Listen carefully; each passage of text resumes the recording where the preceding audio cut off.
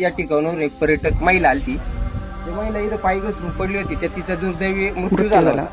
आणि समोर इथं मृत्यू झाल्यानंतर प्रशासन आपलं जागे झालं होतं. त्याच्यानंतर त्यांनी निर्णय घेतला जीवदान किल्ल्यावर जाण्यासाठी, जो अति अवघड ही पायवाट आहे, त्या पायवाटेवर आपण रेलिंग करावं. परंतु रेलिंग पण झाली, परंतु काम अतिशय निकृष्ट दर्जाचं झालं, सगळं खराब झाली. बघा ना, हे काम तुम्ही पाहू शकता. हे असं काम आहे.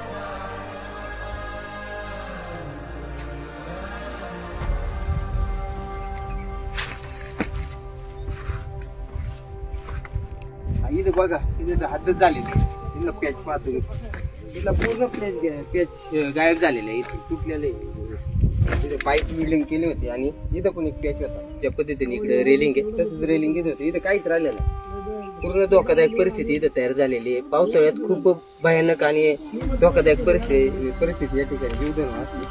म्हणजे पर्यटकांच्या जीवाला देखील धोका आहे. एखादा वरून आला, वाहत आला, खाली पडलं तर किती मागात पडेल इथं घडू शकते. कारण इथून माग अशा घटना या जीवदान किल्ल्यावर झालेल्या आहेत. पर्यटकांना जागा नवीन असते, त्यांना ह्या गोष्टीचा अनुभव नसतात, अनुभव नसतो. आणि अतिताई पाण्यामुळे अनेकांचे जीव या ठिकाणी गेलेले आहेत जीवदान.